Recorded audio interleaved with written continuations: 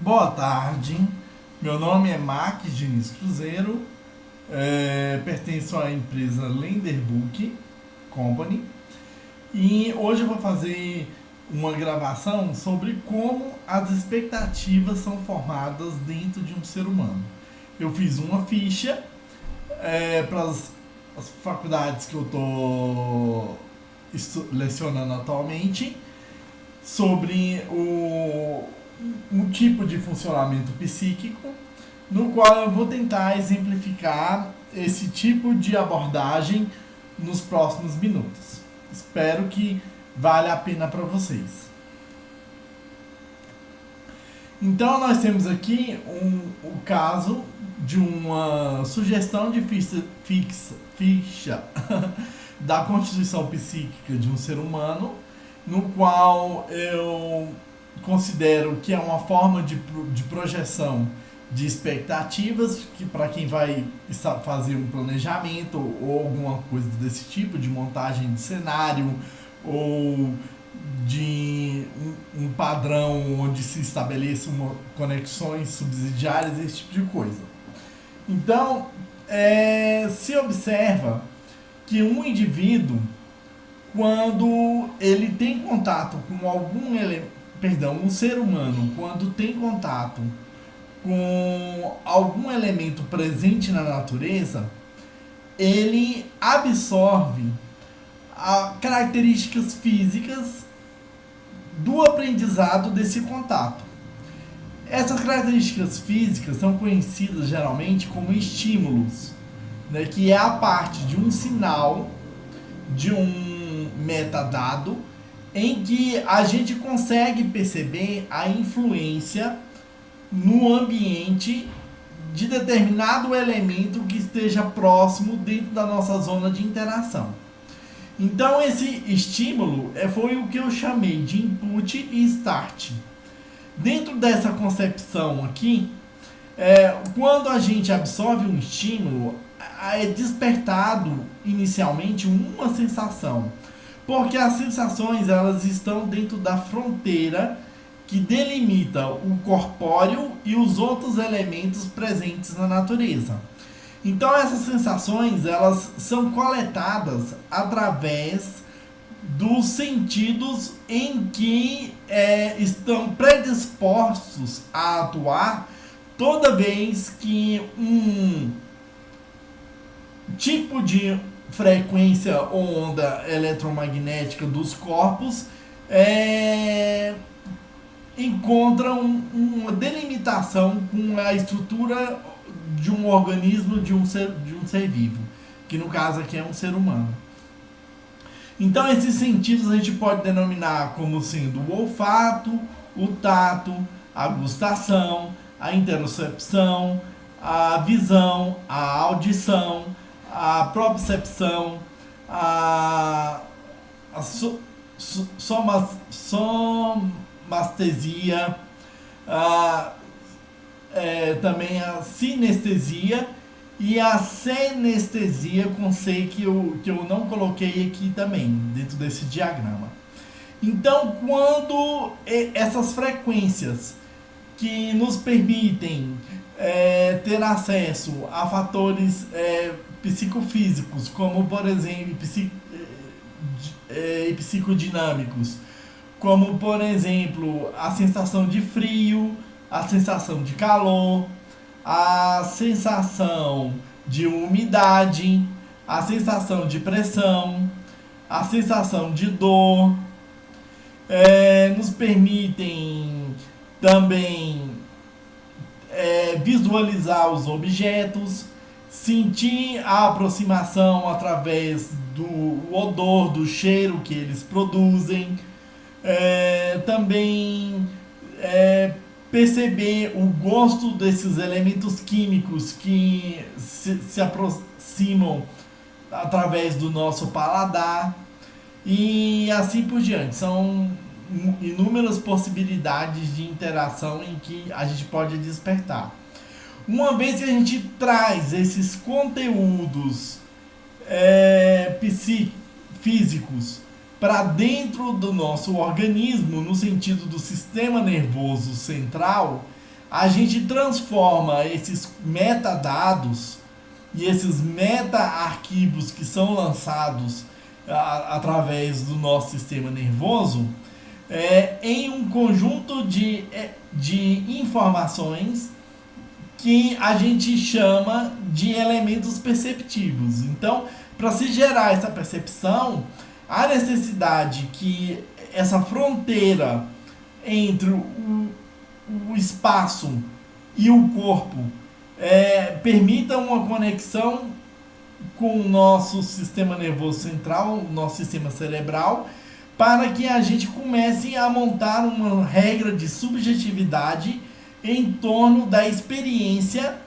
que a gente teve com contato com aqueles meta-arquivos que foram lançados até o encéfalo de um ser humano.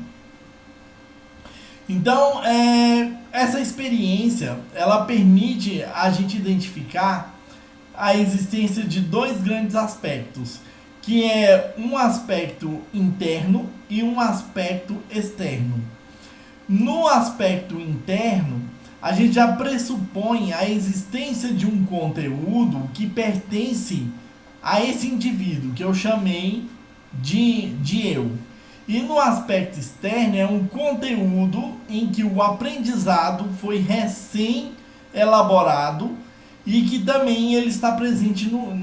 nesse eu, na parte que personifica esse indivíduo, em termos de um pertencimento, em que esse pertencimento ele é gerador de uma identidade que acompanha esse ser biológico até a sua fase de maturação e completo do seu ciclo de vida. Por outro lado, existem elementos que são internalizados e são externalizados que pertencem aos objetos, a outros elementos presentes na natureza. Neste caso, os elementos que são internalizados desses objetos e desses outros elementos que estão presentes na natureza, eles adquirem uma condição de imitação, no qual a gente se apropria do significado do aprendizado como um conteúdo interno em que a gente apenas tem o hábito de repetir o conteúdo, mas ao mesmo tempo esse conteúdo a gente sabe nomeá-lo como sendo pertencente a esse outro que a gente identificou dentro do espaço projetivo do contexto onde ele está situado.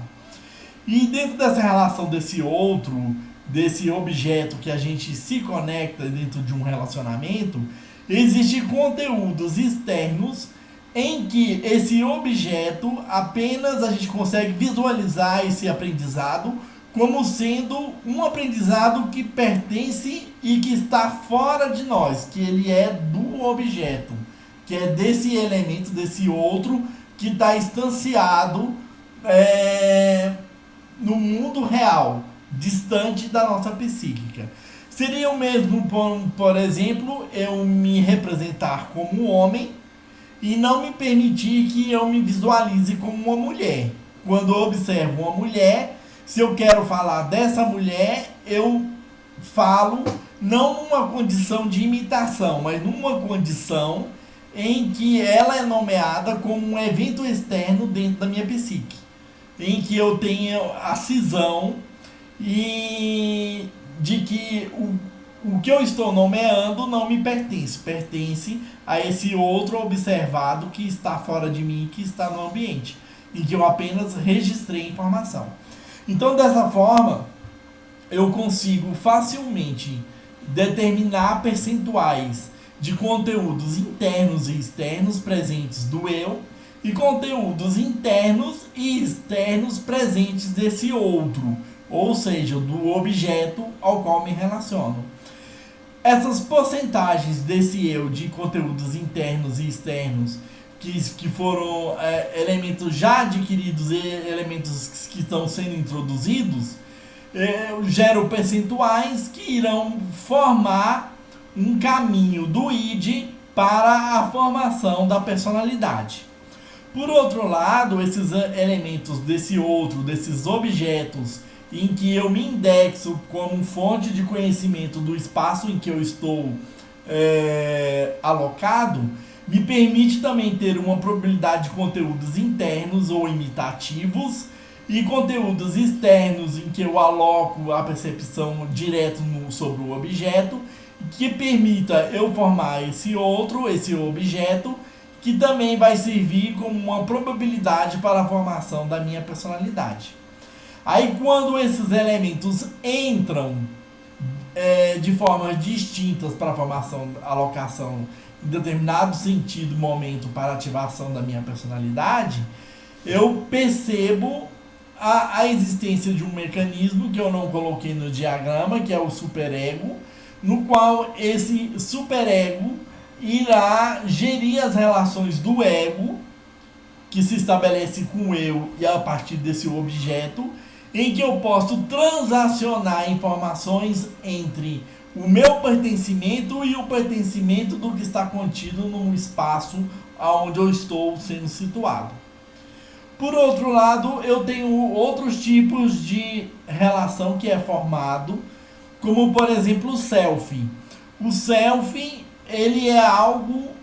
interno em que a pessoa se apropria, tem um sentido de conexão com seu próprio eu e um sentido de conexão de imitação em relação ao objeto, no qual ele se permite identificar como um traço em que ele tem uma estrutura definida como sendo sua, e que ao mesmo tempo não é 100% globalizante de sua personalidade. É apenas uma parte restrita desse eu e desse outro que está localizado dentro das suas construções subjetivas. E uma outra perspectiva que eu chamei de alter ego é uma projeção do eu que se estabelece a partir de conhecimentos novos adquiridos externos e a partir das projeções desse outro, ou desses objetos, em que os conteúdos são visualizados como pertencentes a algo externo. Então, quando se observa esses mecanismos mais ou menos elaborados, se percebe a formação de um ego dentro de cada uma dessas estruturas, né? E além dessa formação, se percebe um sistema diretivo em que tenta conduzir sistemas de controle, limite e delimitação das funções projetivas e psíquicas que permita que esse indivíduo possa se ajustar diante de suas demandas do regime de urgência em que foi solicitado um agir em torno do estímulo que se apropriou e a quebra da homeostase para a retomada do equilíbrio novamente como uma solução desse problema que foi gerado em virtude dessa coleta de informações que originou uma necessidade de reorganizar o sistema nervoso central e periférico para a alocação do indivíduo novamente em equilíbrio dentro do ambiente, para que ele possa se adaptar diante de suas necessidades, desejos e outros tipos de interação. Então, esse processo ele passa por um processo de valoração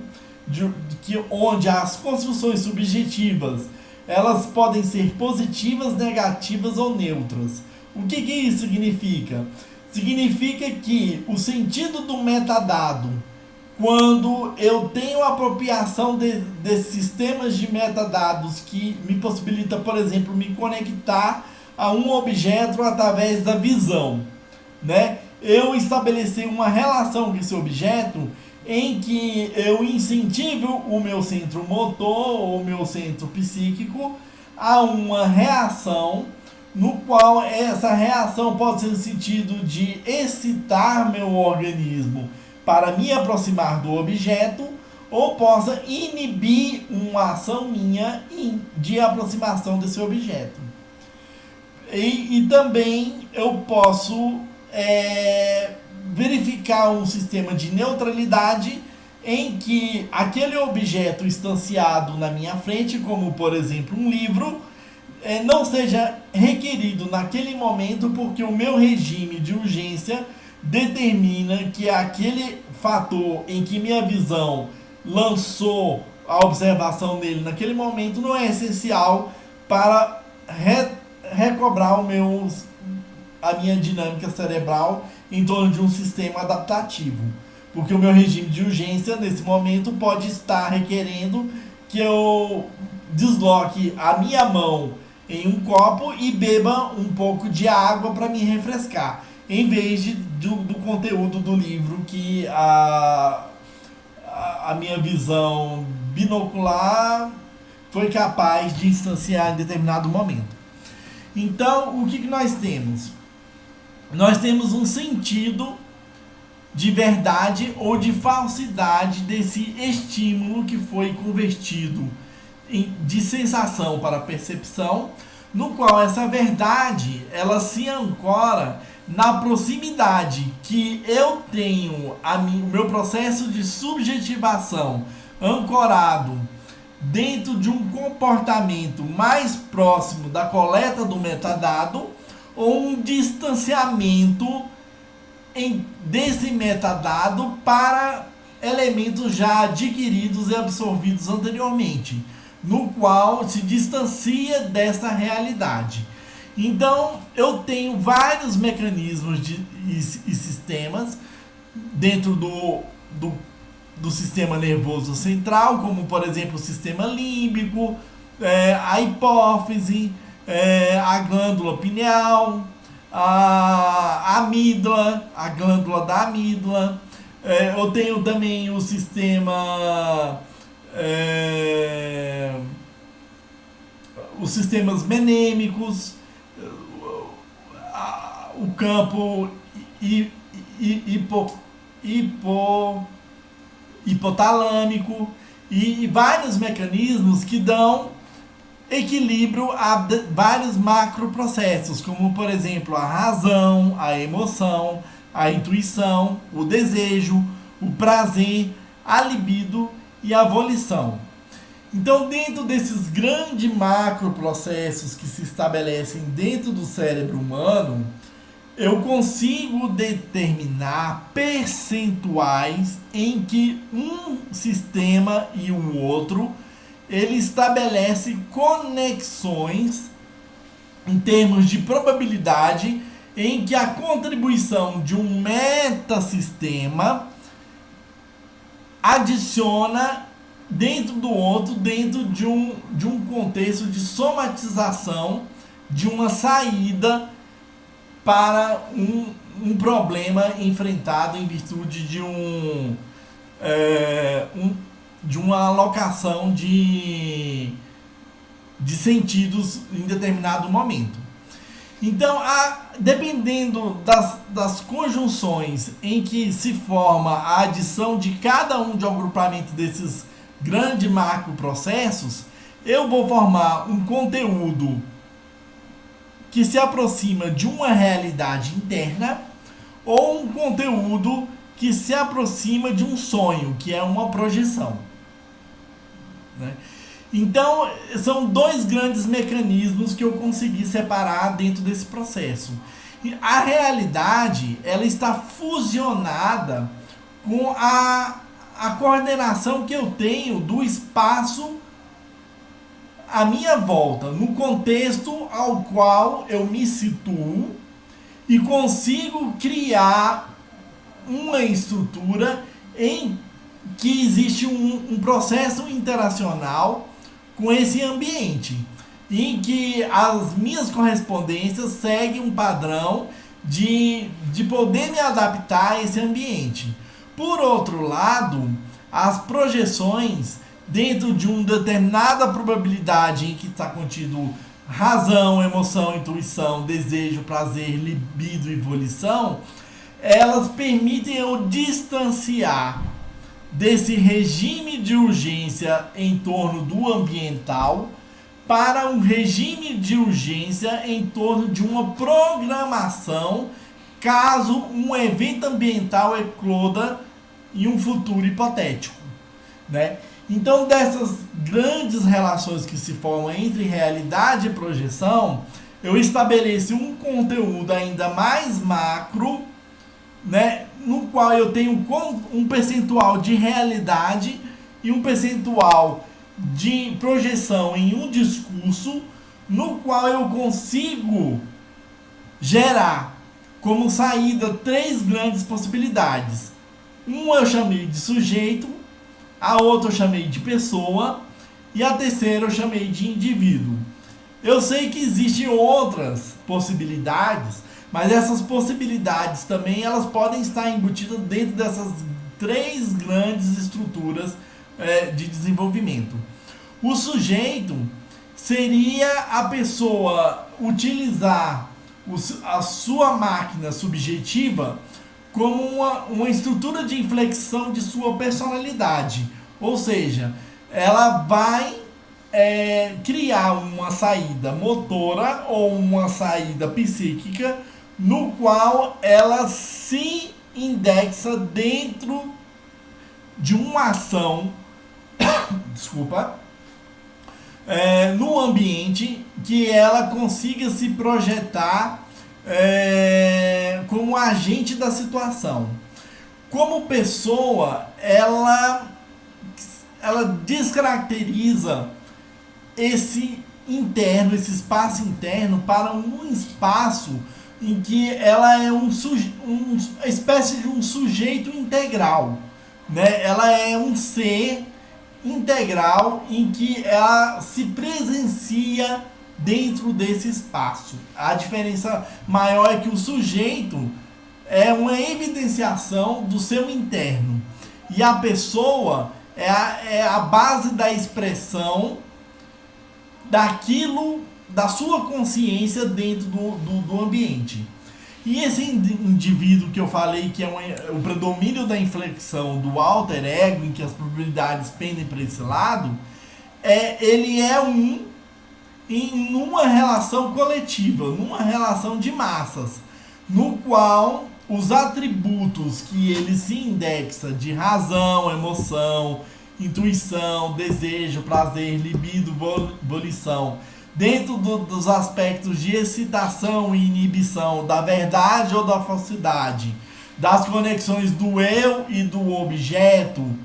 ele se estabelece dentro de uma lógica em que os conteúdos são externos e evidentes em todo ser humano que possui aquelas características do coletivo que ele está nomeando. Então, essa caixinha de informações que formam uma ficha de construção psíquica de um ser humano, ela me consegue conceber que existe critérios subjetivos para a identificação de expectativas. Então, no esquema hipotético que eu criei aqui de 3 personagens, o Max, a Ana e o Zé, nós temos uma relação que, quando eu me ancoro em uma subjetividade, eu posso construir uma expectativa em relação a um anseio, a um desejo que eclode sobre mim mesmo. A Ana também sobre ela mesma e o Zé sobre ela mesma. Eu posso tecer uma expectativa no qual eu tenho uma visão projetiva dessa Ana em relação a um determinado conteúdo subjetivo, a um grupo de pensamentos dentro dessa construção de subjetividade. Ou eu posso ter um conhecimento da Ana que me permite valer que uma expectativa que eu adquiri dessa Ana é um grupo de conceitos com base na repetição, na experiência e na vivência que eu tive com essa Ana ou com esse Zé. Da mesma forma, eu posso ter conexão em que eu me valho de uma expectativa em que o meu conhecimento se ancora em alguma coisa vivenciada com esse Zé. Ou alguma coisa em que esse Zé eu espero desse Zé uma conexão em torno de um processo de conexão relacional. Esse conhecimento sobre expectativas ele está avançando. Eu já tenho um artigo produzido sobre ele está bastante complexo, mas eu posso garantir a vocês que se uma pessoa for bastante observadora, ela consegue estabelecer essa relação de trocas quando ela está fazendo um planejamento para saber se a expectativa que ela se ancora é algo pessoal, internalizado, ou é algo externo no qual essa pessoa buscou uma conexão a partir das experiências e das vivências racionais ou emocionais, intuitivas ou lógicas que ela trilhou em torno do seu processo de aprendizagem com esse outro que ela estabeleceu o relacionamento. Eu vou finalizar por aqui, espero que a informação seja bastante útil. Ela está progredindo lentamente porque é muito complexa e ela foge um pouco do padrão clássico das teorias freudianas e bionianas, mas eu aproveito as informações dessas teorias para poder tentar encontrar uma razão lógica em que eu posso me conectar aos conhecimentos. Agradeço, até uma próxima oportunidade e bye bye. Hoje é dia 11 de maio de 2019. Até uma próxima oportunidade. Tchau.